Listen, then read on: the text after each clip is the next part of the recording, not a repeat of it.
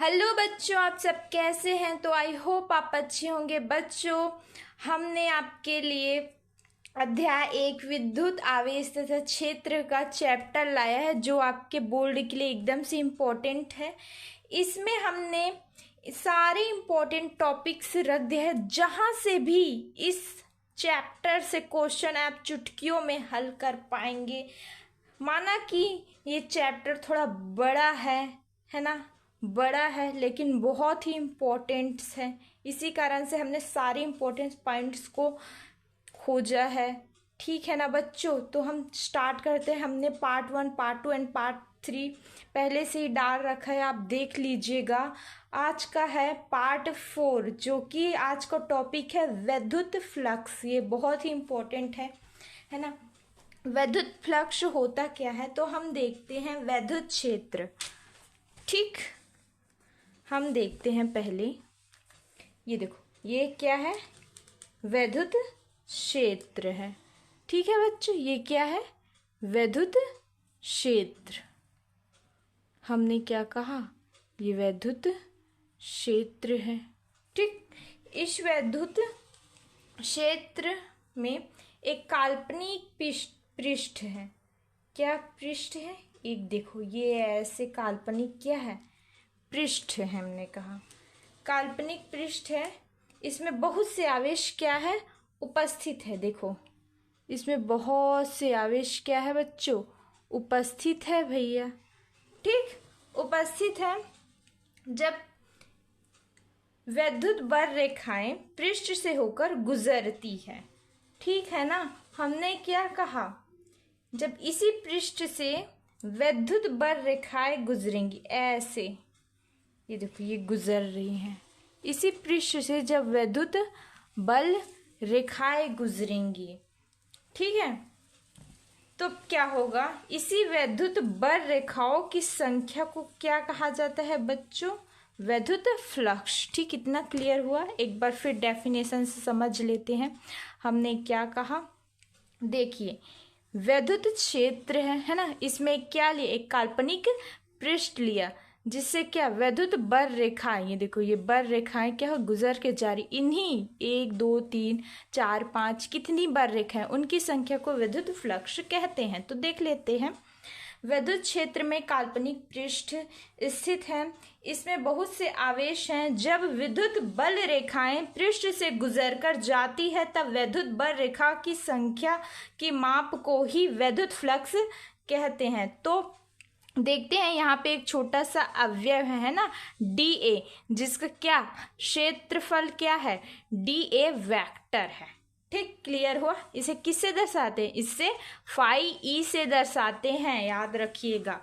ठीक है ना, फाई ई से दर्शाते। तो इसका आवश्यक सूत्र क्या है, इसका आवश्यक सूत्र क्या है ना, फाई इज इक्वल टू समाकलन ए, है ना, into E vector. E vector क्या है, विद्युत क्षेत्र।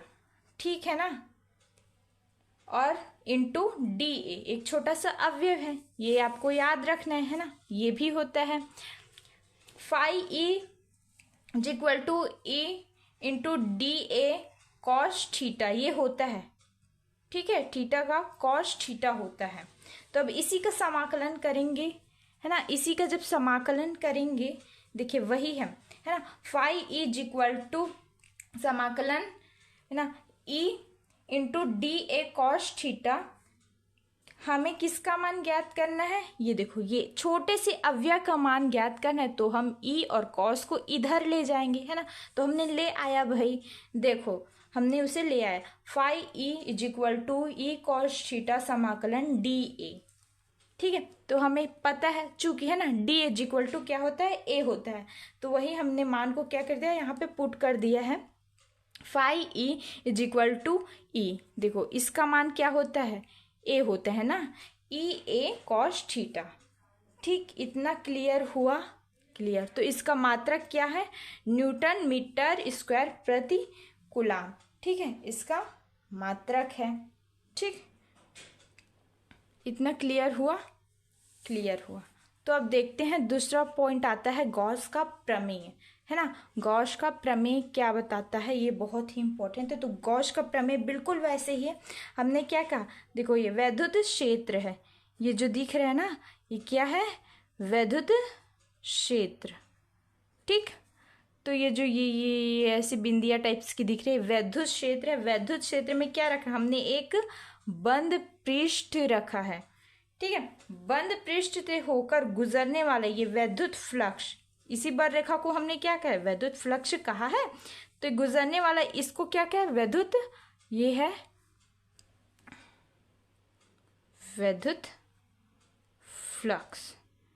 फ्लक्स उस पृष्ठ द्वारा परिबंध है ना, ये कुल आवेश है ना, ये कुल आवेश कितना होता है, 1/ε0 गुना होता है।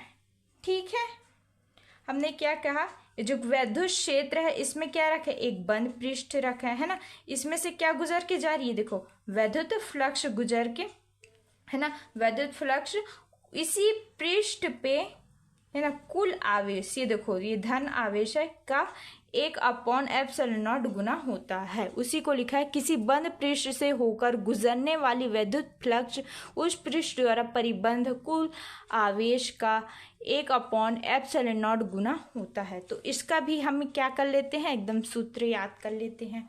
ठीक है, तो इसको भी क्या दर्शाते हैं, फाई इसे प्रदर्शित करते हैं, क्योंकि कुल आवेश क्या है, क्यों गुणित किसके गुणनफल होता है, 1/ε0, वही लिखा है। तो हमने ये लिख दिया है ना, तो यहाँ पे एक है तो इसको ऊपर ले जाएंगे तो क्या होगा, ये होगा, है ना। तो ये सूत्र आपको एकदम से याद रखना है। अब देखते हैं गॉस के प्रमेय को प्रूफ कैसे करना है ना, बहुत ही आसान तरीका है, चलिए करते हैं। तो चलिए समझते हैं गॉस के प्रमेय को कैसे प्रूफ करना है।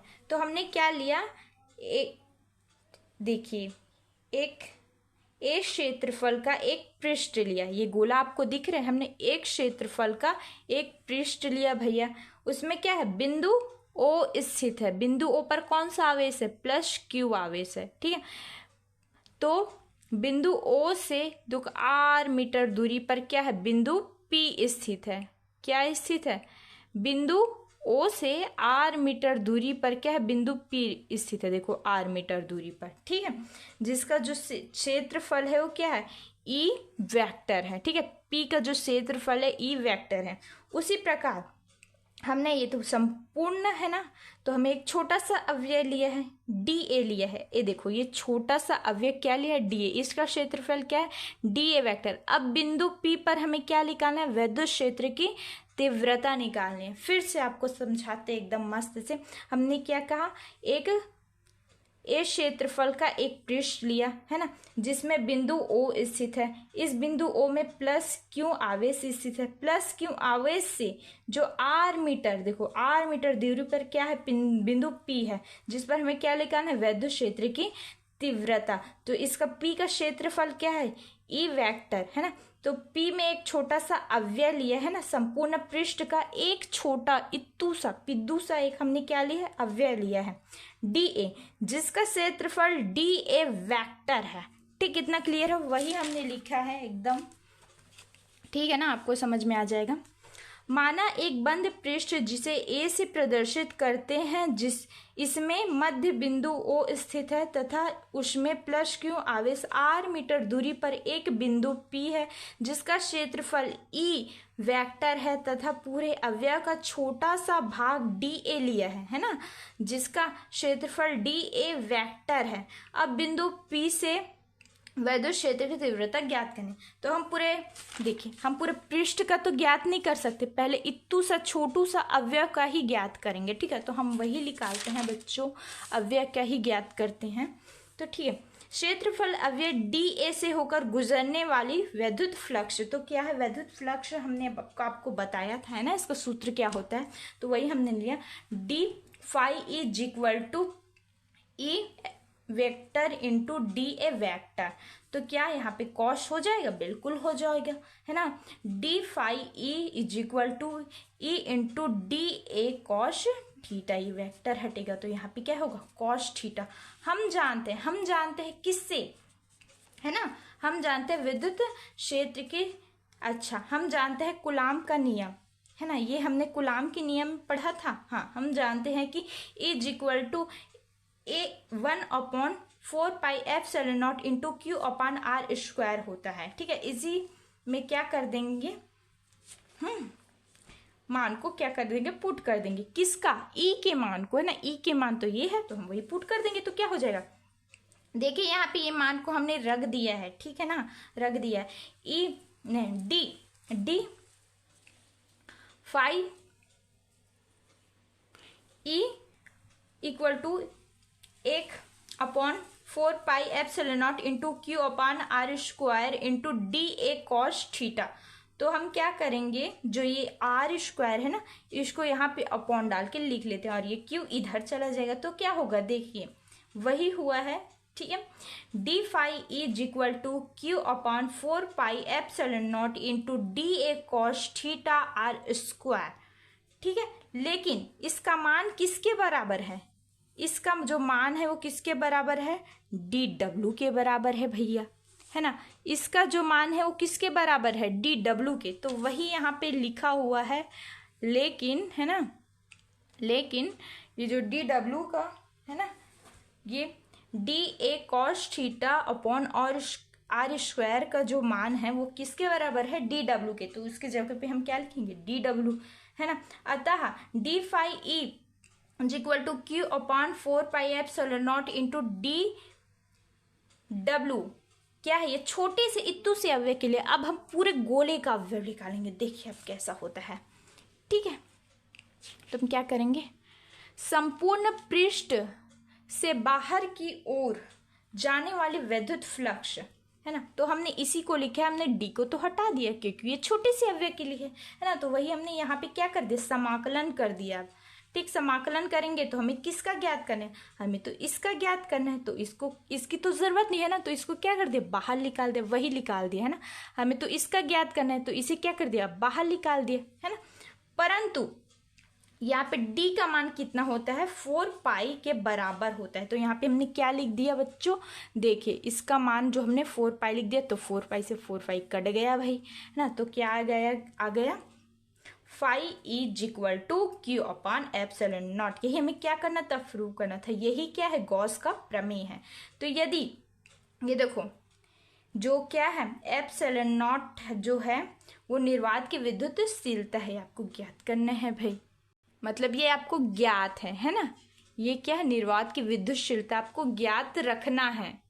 तो चलिए गॉस के नियम के अनुप्रयोग जो कि बहुत ही मोस्ट है, तो फर्स्ट अनुप्रयोग आता है आवेश का रेखीय घनत्व। ये पेपर में छप चुका है, मैं बता रही हूँ। ठीक है, तो हमने क्या किया, कोई ये देखो एक तार लिया, है ना, एक तार लिया जिसमें बहुत से आवेश क्या है बच्चों, स्थित है। हमने क्या कहा, एक तार लिया जिसमें देखो बहुत से धन आवेश क्या है, स्थित है। तो उस तार में देखो r लंबाई में स्थित है ना, ये जो तार है वो कितने लंबाई की है, r मतलब L लंबाई की है, सॉरी L लंबाई की है। हमने क्या किया, एक तार लिया जो कि L लंबाई की तार है, उसमें बहुत से जो आवेश स्थित है। इसी आवेश की जो संख्या है ना, 1 2 3 4, कितने बहुत से आवेश है ना, 50 60 कितने आवेश है ना, उसमें कितने आवेश उपस्थित है, उसी को क्या कहेंगे, आवेश का रेखीय घनत्व। तो पढ़ लेते हैं, है ना।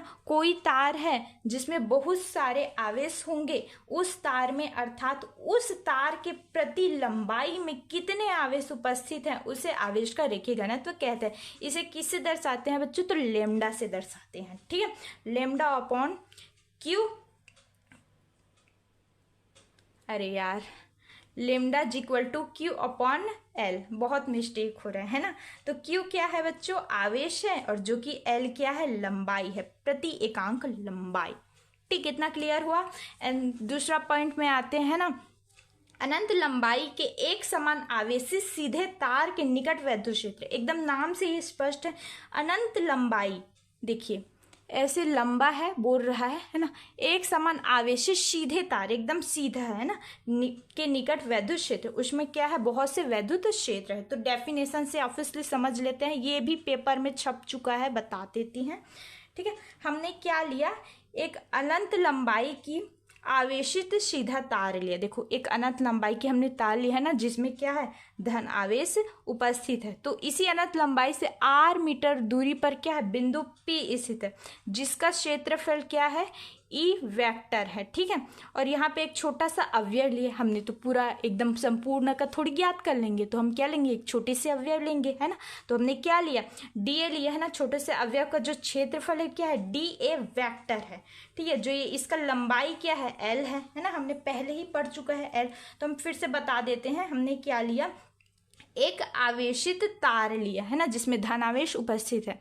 तो इसी आवेशित तार से r मीटर दूरी पर बिंदु P स्थित है, बिंदु P स्थित है ना, जिस पर हमें क्या निकालना है, वैद्युत क्षेत्र की तीव्रता निकालनी है। तो इसका एक हमने इतू सा एक हमने छोटा सा अवयव लिया dA, जिसका क्षेत्रफल क्या है, dA वेक्टर, और P का जो क्षेत्रफल है वो E वेक्टर है। तो हम क्या लेंगे, सबसे पहले छोटे से अवयव के लिए लेंगे, है ना। यही हमने क्या है किया है, सीखा है हमने भाई।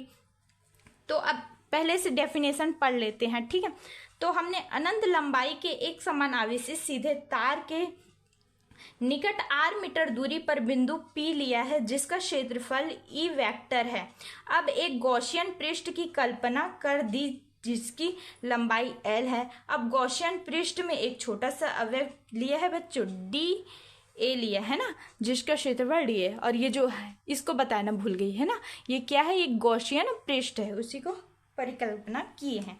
ठीक है, तो हम क्या लेते हैं, क्षेत्रफल छोटे से अवयव डी ए से होकर गुजरने वाला वैद्युत फ्लक्स लेते हैं। तो हमें पता है ना, D phi E is equal to E vector, है ना, इंटू डी ए वेक्टर। ये तो हमें पता है ना, ये तो वैद्युत फ्लक्स है, ये तो हमें पता है।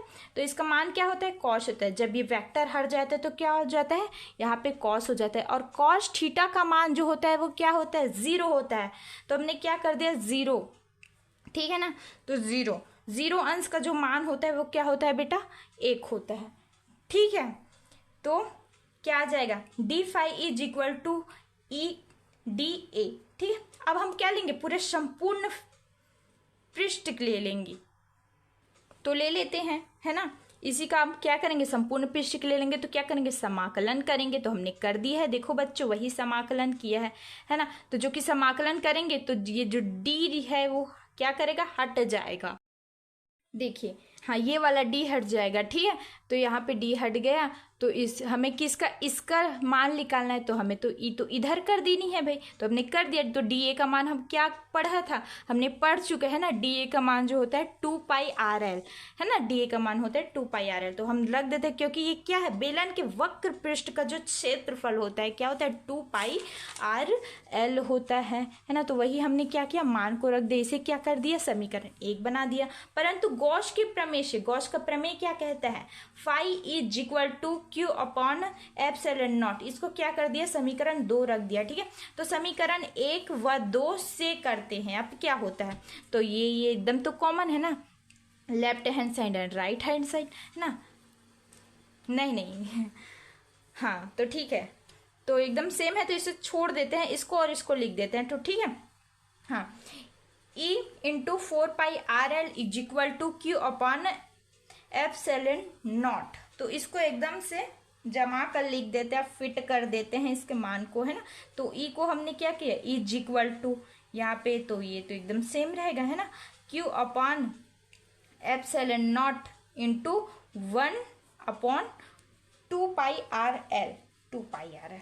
और जो कि लेमडा हमें पता है ना, क्या है ये, क्या है ये, आवेश का रेखीय घनत्व है ये। ठीक है, तो हम इसी फार्मूले को क्या लिख सकते हैं, Q is equal to lambda into L लिख सकते हैं। ठीक है, तो Q का मान हमें क्या करेंगे, यहाँ पे क्या कर देंगे, पुट कर देंगे भैया। तो ठीक है, is equal to lambda L upon epsilon naught into A upon 2 pi R L. तो एल से एल तो क्या होगा, एकदम कट जाएगा, तो क्या बचेगा देखते हैं, है ना।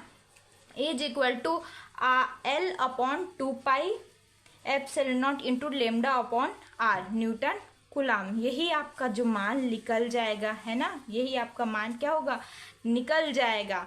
तो देखते हैं आप तीसरा पॉइंट देखते हैं बच्चों, है ना।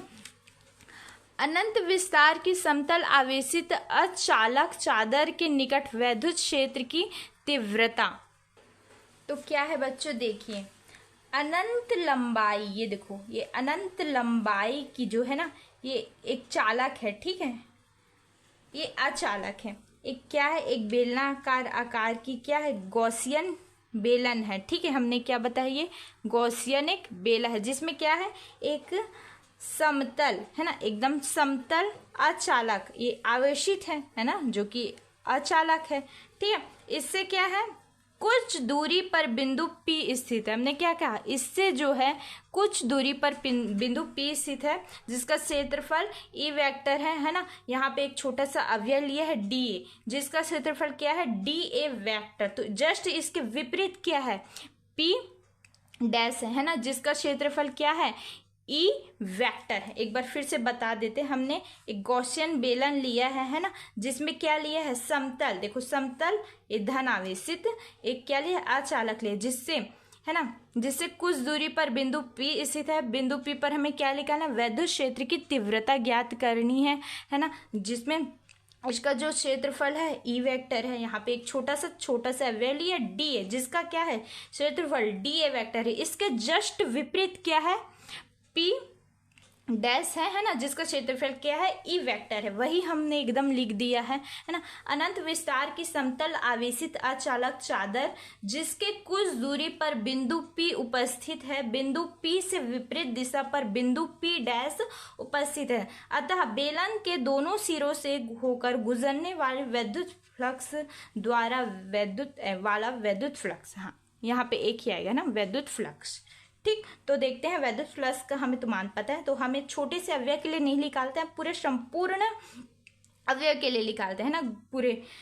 तो देखते हैं पूरे के लिए हम क्या लगाते हैं, समाकलन लगाते हैं, ये तो हमारा नियम है भाई, है ना। तो एप्सिलॉन या क्या है, फाई, हाँ phi E is equal to समाकलन E vector into D A plus समाकलन E into D A vector, ठीक है। यहाँ पे ये वाला वेक्टर है, यहाँ पे ये वाला वेक्टर है। तो हमें पता है जब वेक्टर हटता है तो कॉस लग जाता है ना, कॉस थीटा दोनों में क्या हो गया, एकदम फिट हो गया। तो हमें पता है कॉस जो मतलब थीटा का मान क्या होता है, 0 डिग्री होता है ना, तो 0 अंश हो गया यहाँ पे, है ना, 0 अंश हो गया। तो 0 अंश का मान कितना होता है, 1 होता है, 1। तो हमने क्या किया बच्चों, यहाँ पे क्या कर लिया, 0 एक का मान क्या कर लिया, 1 कर दिया। जस्ट वैसे ही लिखना है इन सबको, है ना। यहाँ पे मान को 1 कर दिया, तो मान 1 है तो इसको थोड़ी लिखेंगे, है ना, इसको थोड़ी ना लिखेंगे। तो देखते हैं बच्चों, है ना। तो हमें क्या है, इसका काम है, इसका मान ज्ञात करना है। तो ई को क्या ला देंगे, हम आगे ला देंगे, है ना, सामने ला देंगे। तो क्या होता है, phi E is equal to E समाकलन डी ए प्लस ई समाकलन डी ए। तो हमें पता है ना, जो ये डी तो हट जाएगा भैया, जब ये समाकलन हटेगा तो ये दोनों डी क्या होंगे, हट जाएंगे। तो वही है, ठीक है। Phi is equal to D A plus E A plus E A, E A plus E A जो होगा वो 2EA हो जाएगा ना। तो phi is equal to 2EA, ये क्या हमारा समीकरण 1 है। तो हमें पता है गॉस के प्रमेय, है ना, ये गॉस का जो प्रमेय है इसे समीकरण 2 मान लेते हैं। जब समीकरण 1 व 2 से ये दोनों का मान तो एकदम सेम है, तो हमने ये और ये लिया, है ना, तो वही हमने ले लिया है। तो 2EA is equal to Q upon epsilon naught. तो E को हमने यहाँ रख दिया और 2A को क्या कर दिया, यहाँ पे डाल दिए, है ना, 2A को यहाँ पे कर दिया। तो यहाँ पे क्यों और A को इधर ले जाएंगे, क्यों और A को क्या करेंगे, इधर ले जाएंगे, है ना, तो बाकी इधर ही रहेगा। तो हम देखते हैं इज इक्वल टू क्यू और A, है ना, इंटू A अपॉन 2 फाई, अरे यार 2 एप्सिलॉन नॉट, ठीक है। तो हमें पता है, हमें क्या पता है, हमें इसको देख लेते हैं ना। आवेश पृष्ठ घनत्व क्या बोलते हैं बच्चों, कि हम एक देख लेते हैं, एक पृष्ठ में, है ना, हमने क्या लिया, एक पृष्ठ में बहुत से उपस्थित क्या है, धन आवेश, है ना, आवेश उपस्थित। तो इसी आवेश की जो मात्रा होती है ना, उसे क्या कहते हैं बच्चों, पृष्ठ घनत्व। देखिए एक जो क्या है क्षेत्रफल वाला, है ना, ये क्षेत्रफल, ये क्या है, एक पृष्ठ है एक क्षेत्रफल का, तो हमने ए लिख दिया है ना। उसमें आवेश उपस्थित है, क्यों आवेश, तो हमने क्यू लिख दिया है ना, जो कि आवेश पृष्ठ घनत्व को किससे दर्शाते हैं, सिग्मा से दर्शाते हैं। तो वही हमने लिखा है, एक पृष्ठ में उपस्थित आवेश की मात्रा को आवेश का पृष्ठ घनत्व कहते हैं। तो इसका जो सूत्र क्या होता है, sigma equal to Q upon A होता है। तो हमें पता है ना, क्यू अपॉन ए होता है, तो हमें क्या लिखा है, इसके जगह मान को सिग्मा डाल देना है। तो is equal to sigma into 1/2 epsilon naught newton coulomb हो जाएगा, न्यूटन कूलाम हो जाएगा भाई। तो अब एक छोटा सा देख लेते हैं ना, एकदम अंतिम टॉपिक्स है बच्चों, दिल थाम के बैठिए। तो हमारा अंतिम टॉपिक है वैद्युत फ्लक्स तथा वैद्युत क्षेत्र की तीव्रता में संबंध। तो हमें पता है वैद्युत फ्लक्स और वैद्युत क्षेत्र की तीव्रता में संबंध। तो देखिए फाई इज इक्वल टू समाकलन है ना, ई वेक्टर क्या है, वैद्युत क्षेत्र की तीव्रता है ना, ठीक है। तो फाई क्या है, वैद्युत फ्लक्स है ना, और ई मतलब ये है, ई वेक्टर जो है ना, ई वेक्टर ये क्या है, वैद्युत क्षेत्र की तीव्रता हमने पढ़ चुके हैं ना। और डी क्या है, एक छोटा सा अवयव यार, एक छोटा सा क्षेत्रफल जो कि क्या है, सदिश है ना। ये पूछा गया है तभी तो हमने आपका टॉपिक से बनाया गया है। तो अब क्या होता है बच्चों, फिनिश्ड, क्या होता है, चैप्टर एकदम फिनिश्ड होता है। तो आपको क्या करना है बच्चों, चैप्टर एकदम फिनिश्ड हो चुका है, तो आपको एक लाइक दबा देनी है ना, और वीडियो को ज़्यादा से ज़्यादा शेयर करना है, ताकि आपके सारे जो दोस्त हो इसका वीडियो का लाभ उठा सके। और प्लीज़ चैनल को सब्सक्राइब कर दीजिएगा, ताकि आने वाले आपको सारे नोटिफिकेशन आपको मिलते रहे, और बेल आइकन को ज़रूर दबा दीजिएगा। तो धन्यवाद।